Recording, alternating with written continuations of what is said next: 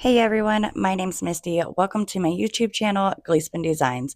In today's video, I have some high-end home decor DIYs using Dollar Tree items. Let's get crafting. First, let me just say that as much of a disaster this project was to record, it turned out absolutely stunning. All went wrong here when my camera fell over, and I think when I caught it, it turned off the camera somehow, and I missed myself actually gluing the cotton nautical rope down to this Dollar Tree vase. The cotton nautical rope is also from Dollar Tree, but I do want to show you guys here how I wrapped that around. So I'm just using this for demonstration purposes, but I took the vase, the original vase, I wrap it around the front first, then I'm going to cross the rope over in the back, creating an X. Then you're going to bring it back around to the front, creating another X in the front. Then you can wrap it back around to the back, cut off the excess, and glue it down.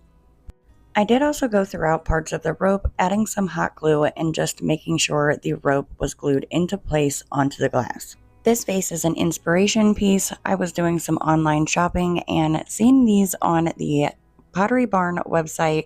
The small one is $99, and I believe the larger one is $129. And you guys, there was no way when I could create this for under $10. Wait, correction, it's actually under $5. To create the textured look, like in the Pottery Barn inspiration, I used a bowl that just had some dried up paint in it, and I added some white chalk paint, some of this oatmeal, which was, this oatmeal paint, you guys, like I said previously, it was so thick. I did add a little bit of water and some of it to another little dish, and then just scooped it into the white chalk paint. I do also add some baking soda for texture as well. This next step is super simple. You're just going to take that paint mixture and cover the entire vase, and all around where the rope is, you really want to make sure that you cover the entire rope as well as get down in the cracks in between the rope and the actual vase itself. That's going to give it much more of a realistic look, like it is a concrete piece. You just basically want to make sure that you cover the entire vase as well as the rope. You do not want any rope peeking through. I was not worried about covering it down inside the vase completely with the paint. I was only really worried about what you can see visibly with your eyes. Then once that was complete, I set it off to dry. Once it was completely dry, I personally liked this color. I wish I would have kept it this color, but since I'm kind of going for more of the actual look from the Pottery Barn inspiration, I'm going to be taking some black coffee, just coffee from this morning, and I did not put anything in it. Again, it is just plain black coffee, and I'm only going to start painting this right onto my project. It's out there, but I've seen quite a few creators do it, and it definitely works, and I think that it did a really, really good job at creating that final look that I was going for. Just like in the inspiration piece, this coffee is going to dry lighter and darker in some areas, so it's going to match that inspiration piece so well.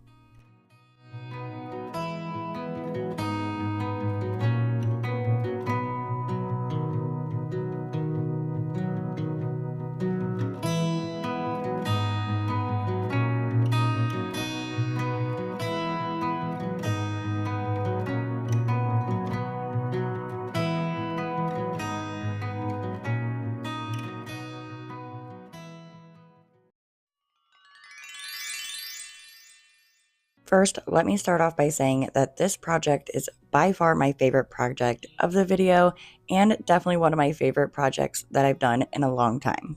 I started off with two of the Dollar Tree wood bead wreaths, and it does not matter which color that you choose. I know they have the white beads, the black beads, dark wood beads, and the unfinished beads. It does not matter if you want to paint them, you can do so. If you want to find ones that do match, you can also do that as well. So what I did is I cut the bead wreath apart, the circle, and I just used my wire cutters to do that, and then I'm going to fold it completely in half. If you need to remove any beads to make it even, you can do so. Now I'm going to count, I believe it was 8 or 9 down on either side, and then I am going to bend it. The shape that I'm kind of going for is what I'm going to call this house shape right here, where it has kind of like a pointy roof to it and then it goes straight down on the sides. And I am going to do that with this wood bead wreath as well as the other bead wreath. I also added some hot glue up inside the last bead, adhering it to the metal wire inside so that no more beads fall off. I set these pieces aside for now just so that I can work on the base. I am going to mold them a little bit more later on, but I have this little witch decor MDF box from Dollar Tree, and I just pulled this picture off the bottom of it, mainly just to get rid of the glitter. And I attempted to take off the tag on the inside, but yeah, that was going to be a disaster too, so I just decided to skip that.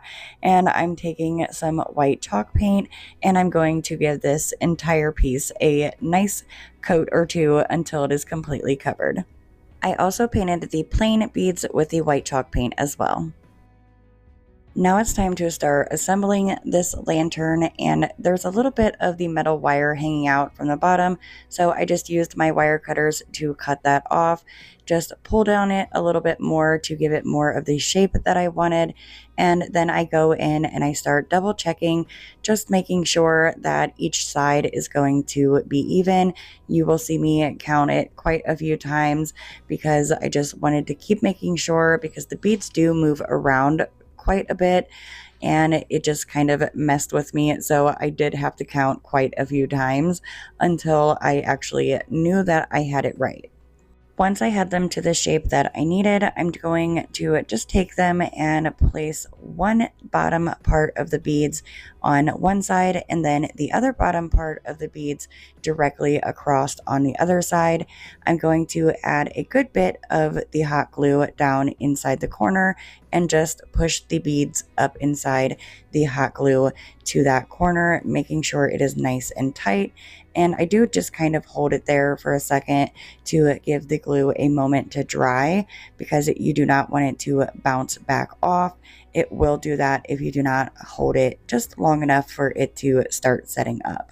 And then I'm going to take the other piece, put it over top of the first piece, and I start kind of moving the beads around because I want the two wires inside the beads to touch so that it is more flush. And that after I have that complete, I do add more hot glue on either side and I adhere the beads to those sides as well. And here's how it should look so far. For the top of my lantern, I want to create a finial type look, but also have a loop up at the top. So I have this, I believe it's aluminum wire. I will put it on the screen so that you guys know exactly what it is. It bends super, super easy, and I got a whole bunch of it for pretty inexpensive off of Amazon. I just found a ping pong ball and wrapped it around and just pinched the ends together to give me this loop look.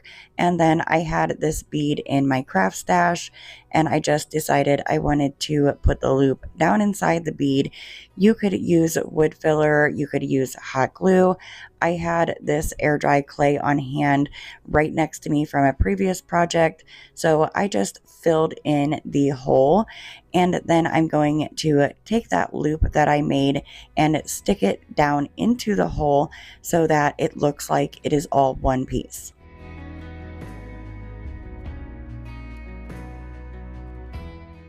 Now my top piece has the look that I'm going for, so now I'm just going to take my white chalk paint and completely paint the bead and the loop. Before I can add the bead and the loop on top, I decided to take a little pinch of that air dry clay and flatten it down, and then I'm just going to place it with some Gorilla Glue up here at the top just to give my bead a little bit more to adhere to instead of trying to glue it to those wires. And I do go in with the white chalk paint and a little tiny paintbrush to paint the top and the bottom to make it look like it belongs on the piece as well. Now that the paint is dry, I can take the bead and the loop and glue it right up here at the top using some hot glue on where I put the clay. I decided I wanted to raise this up a little bit, so I grabbed these larger white wood beads that I just had in my craft stash. Who knows what they're from, but I grabbed them. I had 4 of them, and I'm just going to hot glue each one on each corner of the bottom of the lantern. This here is actually a lid to a candle that I no longer need, and I removed the rubber round on it, and I'm actually going to be using that as a little platform.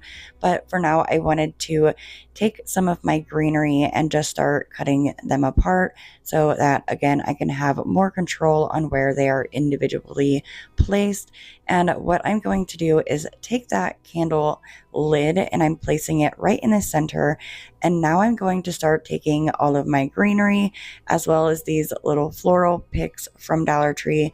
These are both from Dollar Tree. And I just keep taking them and placing them going all the way around that wooden candle lid. And I do kind of bend some of the stems a little bit just so that it curves a little bit better. Once you have your florals and greenery in place, you can place whatever you want in the center of here, a candle, a vase. I'm going to use one of the Dollar Tree hurricane vases and place a candle inside of that.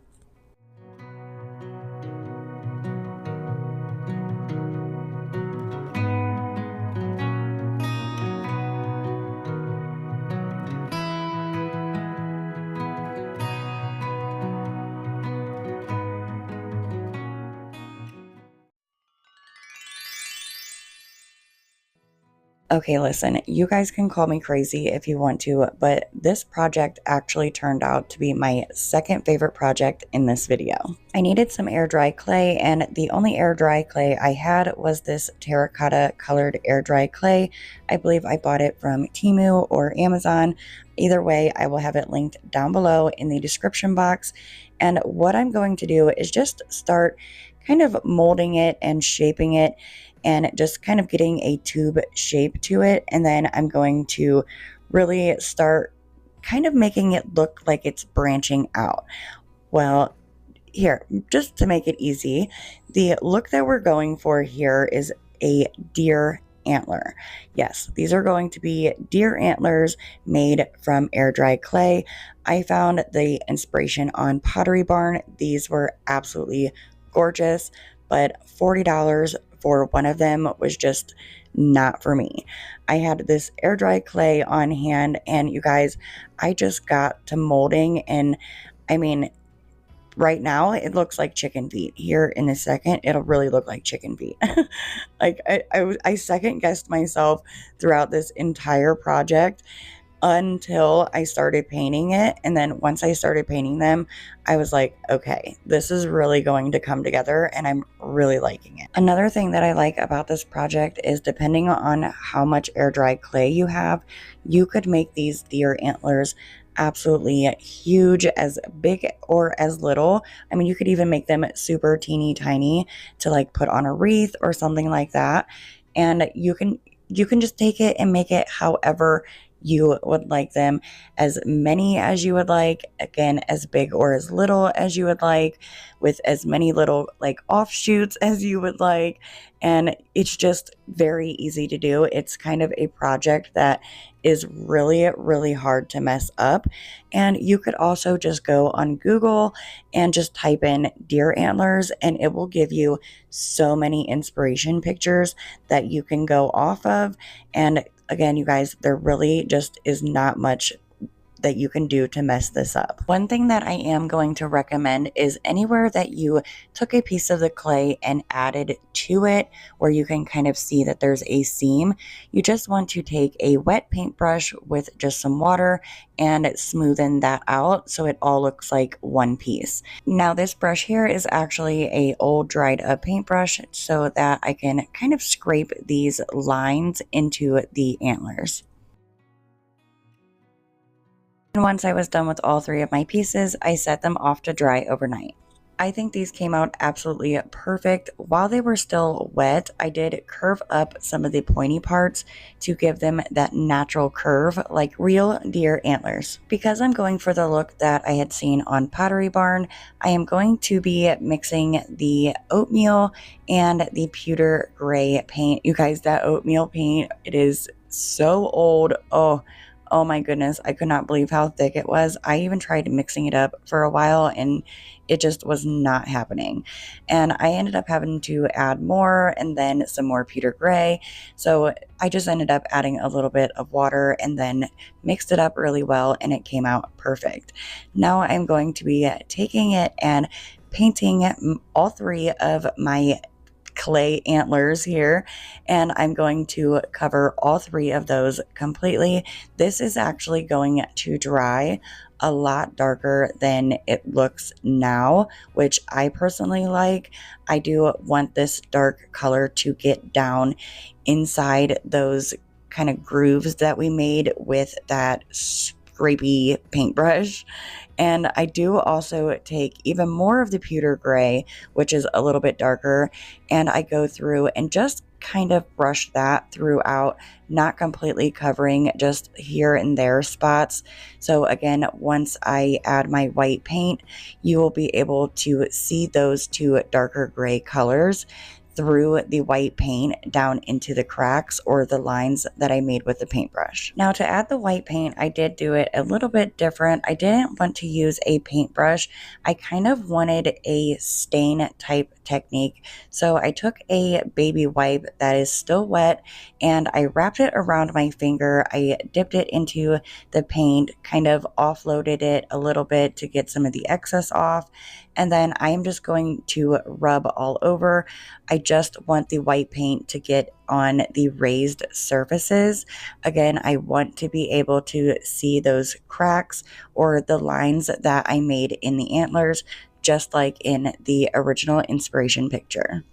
For a final touch with that same baby wipe, I added a little bit of the pewter gray paint on there, and then I'm just going to lightly dab it onto the ends of each one of the deer antlers, because if you look up pictures of deer antlers, usually the ends of them are a little bit darker than the rest. Once everything was completely dry, this project was done.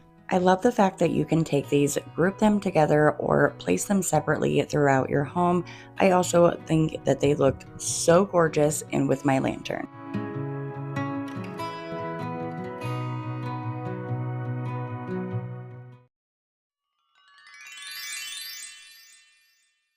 Okay, friends, bear with me for the beginning of this one. I was working on this project and then realized my camera was not recording. So I'm going to show you guys how I created this white piece.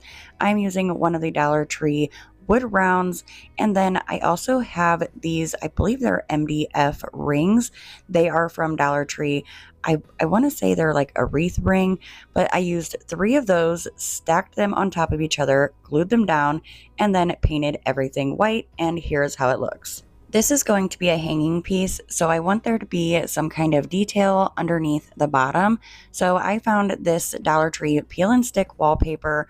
I really like the wood look to it, so I'm just going to peel off the backing, and then I center it on my white wood round and press, oh my goodness, I place it and press it down.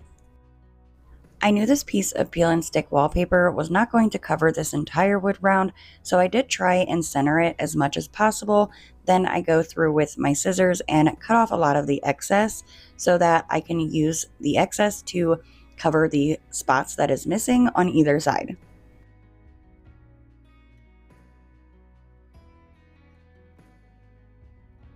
Once I had the entire bottom of the wood round covered, I did cut off some more of the excess, but to really get that close cut for that edge, I'm going to take my zip sander, which I always have linked down below in the description box. I switched out for a new piece of sandpaper because that always works a lot better. The piece I had on there was just, it was done for sure. So once I did that, I'm just going to sand downward, and that will give you this smooth, crisp edge. And can I just say, watching this stuff fall off or being able to pull it off this easy is super satisfying.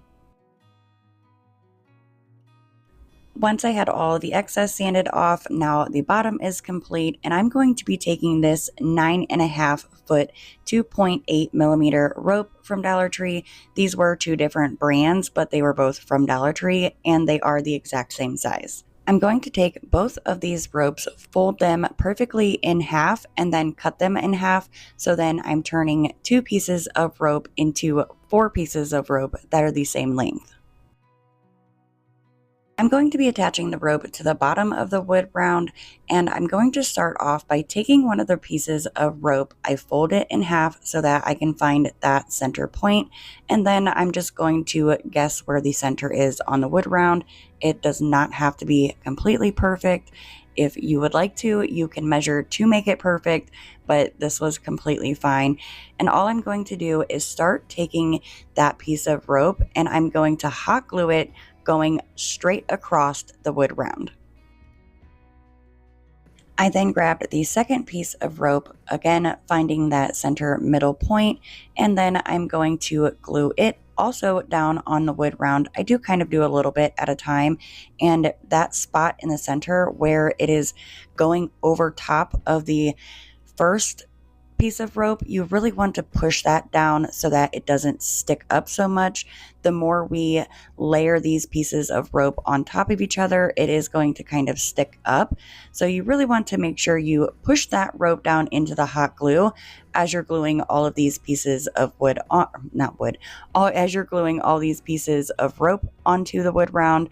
And basically I just go up, down, side to side, and then I do both diagonal angles as well. This next step is not necessarily something that you have to do, but I do decide to kind of go around and add some hot glue going down the sides where each one of the pieces of rope are, so that they are going down the bottom and then up the sides. You don't necessarily have to do this because, like I said, this is going to be a hanging piece, so gravity will kind of do that itself. I just wanted to glue it down just for some extra hold. On the bottom of the wood round, where I have all of the pieces of rope overlapping one another, I want to create a frilly tassel look with some twine. So I had this jute twine, or nautical rope actually, on hand, and all I'm going to do is just fray it, kind of take it apart and just pull all of the individual pieces together. I do skip about an inch of that and leave it to where it's not frayed, and then I cut off a good piece longer than what I actually need, because I am going to cut it down to the size that I need once I'm done kind of pulling all these pieces apart. But as you can see, that loop up there at the top, I didn't fray this completely. I hope fray is the right word. I don't know why it just doesn't sound right, but I feel like it's right. Anyways, I left that middle part of the nautical rope unfrayed so that I could add some hot glue on that lump of ropes that I glued together, and then I wrapped it around so it has that wraparound look, and I glue it going down so that it has the tassel look. I wanted this to have a few more wraps around the top of the tassel, so I just used some more of that nautical rope, glued it down into place, and wrapped it around, and then cut off the excess. Basically wanted this to look like a giant tassel. You could definitely just make a large tassel and then glue it onto the bottom. I can now flip over the entire piece and start gathering all of the nautical ropes up here at the top. You want to make sure that you try and make it as level or as equal as possible. I used my hand just to kind of push it down to make sure that it was nice and level. And then I'm going to take some jute twine and just glue it on there and wrap it around a whole bunch of times. I kind of had a hanger in my head, and I just was trying to figure out a way to create that hanger. So after I wrapped it around a bunch of times, I added a little bit more hot glue, and then I'm going to create a loop, glue the jute twine down over on the other side, again creating that loop, and then I'm going to go back to wrapping it around, cutting off the excess, and then hot gluing it down. I wanted the ropes up here at the top to have a cleaner look, so I just took my scissors and cut them all down to the same length. Once I had all those cut down, the hanger was complete, and my mind literally went crazy with all the different things that you could hang up in this. One thing that I noticed was this wreath that I had fit in here absolutely perfect, and I'm actually going to add a vase and a candle, and I think this is absolutely stunning.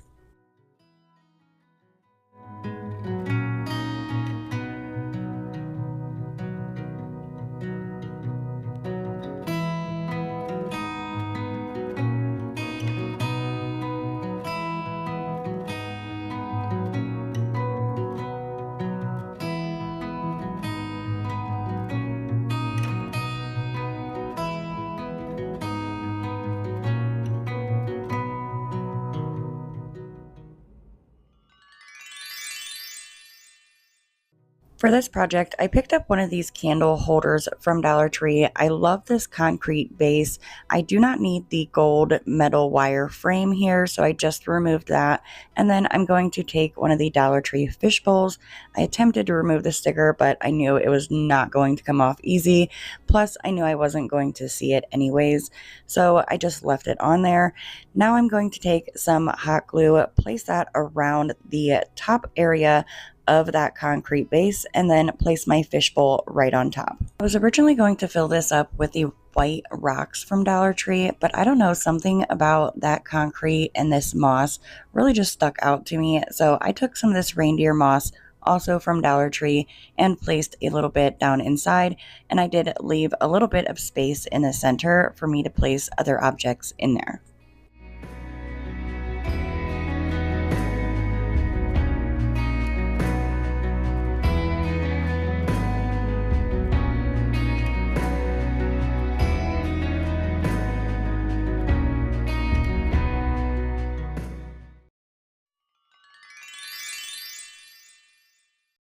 For this project, I want to create a two-tiered lantern. So to do that, I'm using this larger $5 lantern and this smaller $3 lantern from Dollar Tree. In order to be able to stack these, I need to remove the top off of the larger lantern, which it was super simple to do. All I had to do was go around and just start popping the sides off, and then the inside portion came right out as well. Once I had the roof part completely taken off, I noticed there was a lot of hot glue left over from where they attached the roof onto the lantern. So I just took my scissors and also just peeled it off with my hands. It came off super, super easy. I'm going to set the larger lantern aside for now and start working on the smaller lantern, and so that I can put this one on top of the larger lantern, I need to remove these bottom base leg pieces here, and again they just popped right off, and I also removed the excess hot glue. I noticed on the larger lantern that there were these little tabs, and there was also some spackling on here that I just wanted to clean up a little bit. So I cut these tabs off. I believe they were to help hold the roof on. Again, it came off apart very easily, so I don't really know what purpose they served, but I did just go ahead and cut them off with my scissors. And then I used my zip sander to sand everything nice and smooth. And if I did find any other little bits of hot glue, I also removed that as well.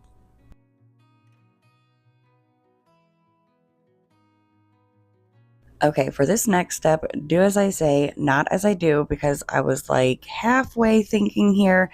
Now I was thinking we have to make sure we open the hole a little bit more so that the on and off switch is exposed. However, the other side of my brain was not working, where I was like, wait a minute, I'm going to have to change the batteries at some point in time.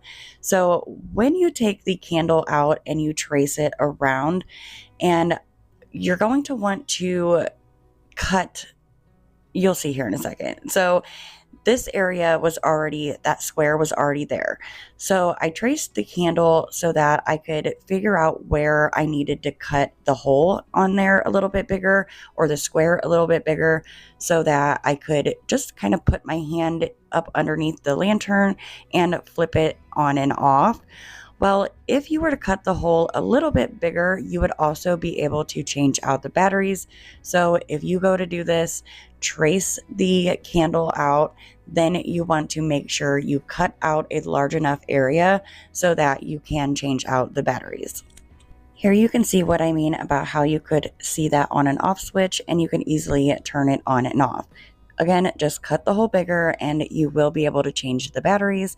It might be a little bit of a hassle, but it's definitely possible. These lanterns had a rope loop up at the top of them, which I didn't care for, so I just simply cut it off.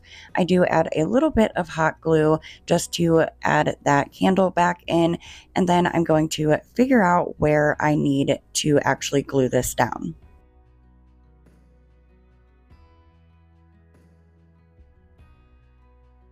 Underneath the smaller lantern, there are these little tabs, so I just added some hot glue on those because that is what's actually going to be adhering to the top of the lantern.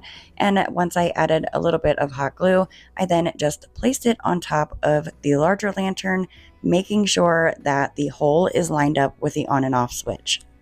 You could probably take a hot knife or some type of sharp scissors to cut off those little tabs so that the top and bottom lantern are flush together, but I did not do that, so there was this little bit of space between the two lanterns, and all I did was take some spackling and just fill in the cracks going all the way around the top of the lantern, which also meets with the bottom of the smaller lantern. And can I just say, thank goodness I only used hot glue and spackling to put this together, because I'm definitely going to take it apart once the batteries die so that I can keep changing the batteries and reuse it year round. I just have to take it apart and cut that hole a little bit bigger. Up at the top where I cut off that nautical rope loop, I just filled it in with some spackling and set it off to dry. Before the final reveal, I wanted to show you guys how easy it is to just reach up underneath here and turn the lantern on and off. I will be showing in a future video how I'm going to take this apart and cut that hole larger so that I can change out the batteries. I left my lantern pretty plain for now, just so that you guys can see the overall inspiration, and then you can let your imaginations go wild with dressing this lantern up. There are so many different things that you could do.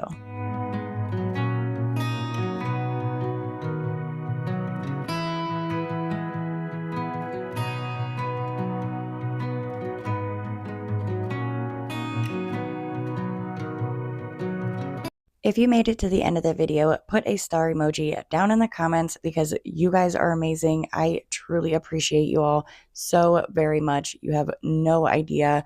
I also want to know what your favorite project from today's video is. Don't forget to give this video a big thumbs up if you enjoyed it, and subscribe if you haven't already. As always, I truly hope to see you all and a few new friends on the next one. Bye!